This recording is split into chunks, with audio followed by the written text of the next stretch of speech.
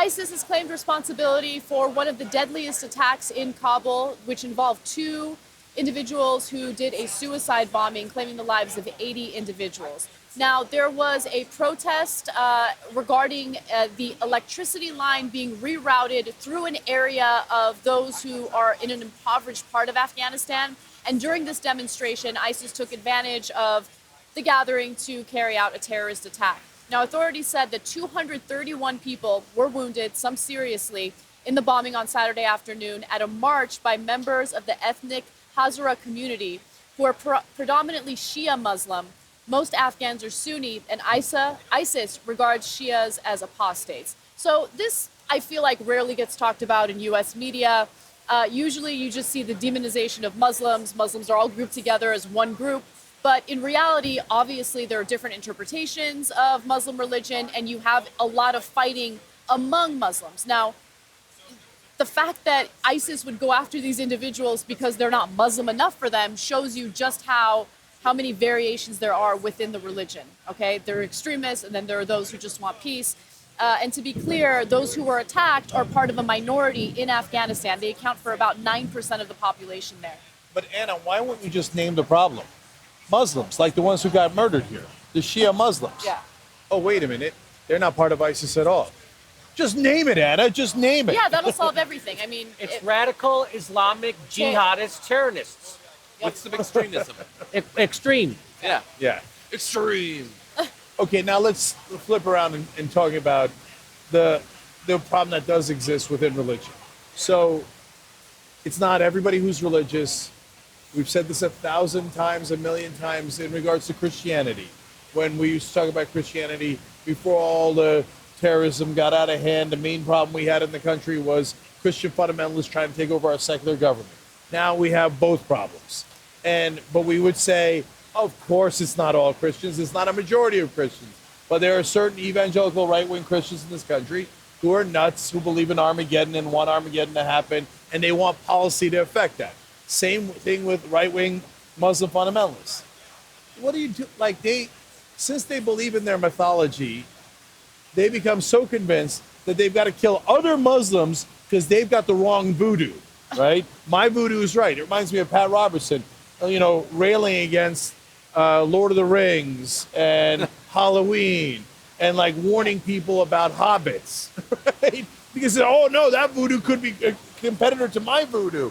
The pastor we did recently, railing against Pokemon and how Pokemon is going to bring Satan. Demons. So now among the Muslims, oh no, the Sunnis have it right and the Shias have it wrong. And the Shia are like, the Sunnis are mental. Obviously, we have it right. What is the concern about? I'm going to boil it down to overly simplistic, but it's basically after Muhammad died, a little while later, there was a fight over which part of his lineage should get the control.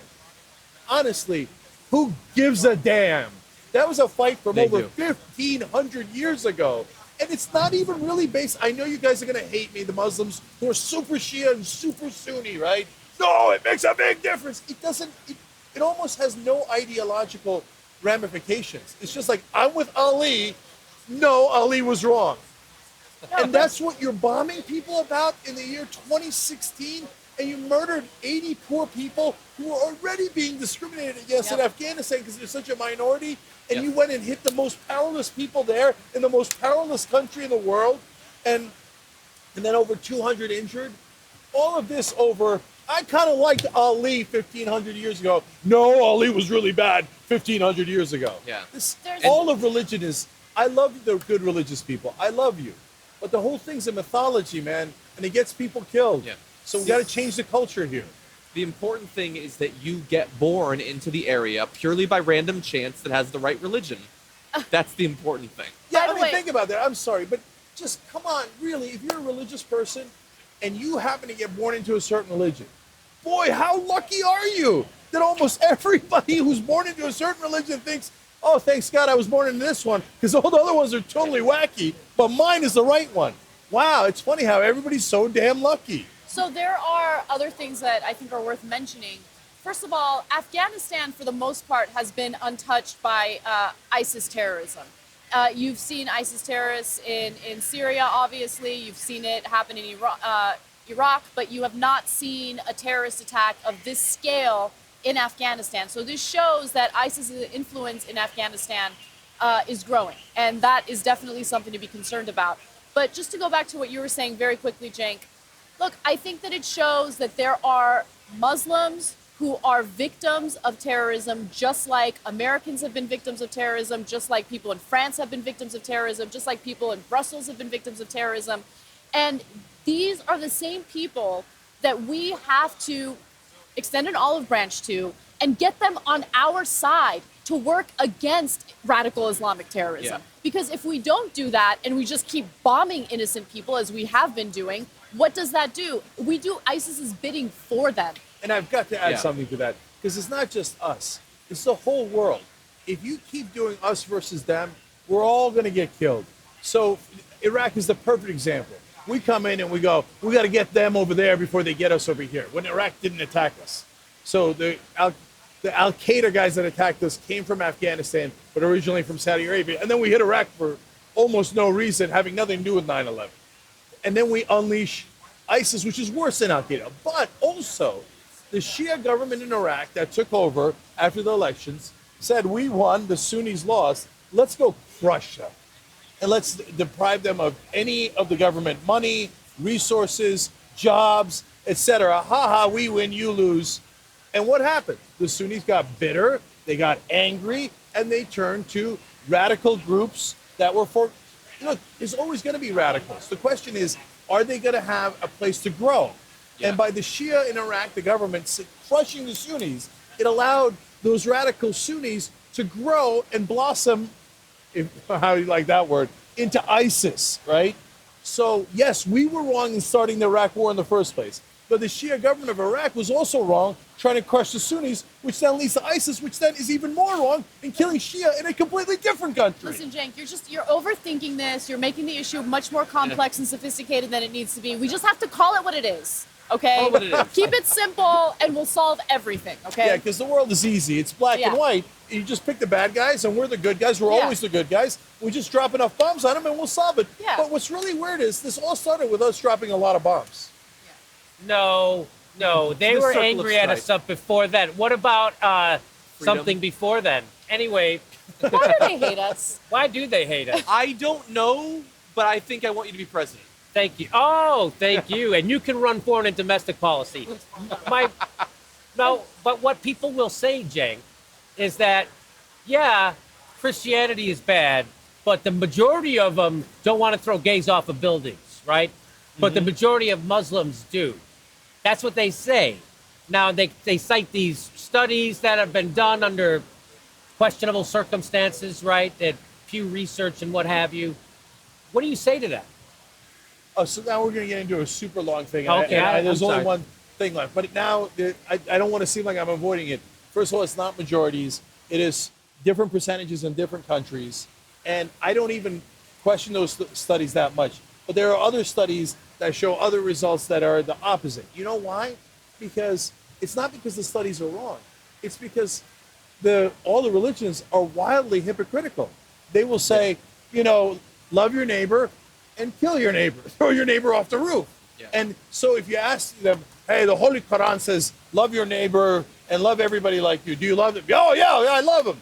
The gays, everybody, I love them. Absolutely. The Quran says you hate the gays. Yeah, of course, I hate the gays. I hate them, yes. Because it says both things, and so does the Bible. If you did a thing here, but there is a real problem there, which is that a part of a strand of Islam culturally has become too obsessed with violence. And so that is fundamentalism. That is a real problem. That is cultural. And we do have to beat that back. But the way to beat that back, I've spent show after show talking about. It's not an easy thing where you drop a bomb or you just say a magic word and it gets solved. Yeah. And also, there are opinions on these social issues having to do with their religion and the violence are not independent variables. When you take an entire region and you plunge it into the depths of military conflict with civil war and rebellions going on and different governments taking over, the economy's destroyed, and then you hold that there for a decade or two, people will start to give much more hateful responses to questions like this. It drives people to be more, especially religiously conservative, but conservative in general. And that's the product of situations like this. I think a point that backs up what you're saying, because people want to say it's Islam. It's it. It's Islam. Well, in America, Islam has gone through a reformation, so to speak, in a sense that even more Muslims polled are in favor of gay marriage than conservative Christians. Yeah. Right? That we evangelicals. So we've proven that. Right? And even way more than Mormons. Yeah. Right? So there's many sects of Christians who are less reformed than American Muslims. Okay, I got to. Now you forced me to say one more thing. Okay, so Forced you. You forced my hand. Okay, so super interesting story about Cambodia, and again, I'm going to oversimplify here because I only have a couple of minutes. So we bombed the living crap out of Cambodia because the North Vietnamese were using some parts of Cambodia to bring in weapons. So we obliterated parts of Cambodia. You know what arose out of that? Pol Pot. So this Marxist government that was the most brutal Marxist government and created the biggest genocide per capita that the world has ever seen. They killed a quarter of the population. Amazing. Part of the reason that came about is two main reasons. One, people said, anyone will stop the bombings. Okay, because there's death from the sky falling on us. So any answer, and the Marxists rose up and said, Pol Pot said, I have the answer. I am the only one who has the answer. And the answer is the exact opposite of America. America's capitalist. We're going to go to extreme Marxism, which is, of course, going to be my dictatorship. So, and then the second part of that is they use religion. You know which religion? Buddhism. Yeah. And Pol Pot said, in Buddhism, you should not be attached to anything of this world, which is true. That is the core philosophy of Buddhism. So you shouldn't be attached to property. You shouldn't be attached to material things. The correct answer is Marxism, where you're not attached to anything. And if you are, we put a bullet in your head. So they use Buddhism and American bombs to turn Cambodia into hell on earth. Wait, what does that remind you of? Bombs falling from the sky, then somebody comes in and says, let's stop the Americans, and he uses religion to try to stop the Americans and creates hell on earth. Sounds a hell of a lot like Iraq and Syria. So we've seen this movie before. We never want to learn the lesson. And after and I read up on that a little bit over the weekend, okay? And after reading that, I was like, oh my God. Like, we're never going to learn. We've done this before. And you know what? I am too much of an interventionist. I'm too much of an interventionist. So you remember the debates we had about Libya? And I thought we should get rid of Gaddafi. I was in favor of the bombing of Libya. I now think, no, every time we go to do a goddamn bombing, we make it worse. We make it worse. Almost universally, we make it worse. Stop the goddamn bombing. They're turning me into more of either a liberal or a libertarian, or whatever you want to call it, but less of an interventionist, because it almost never works. It usually has the exact opposite consequence.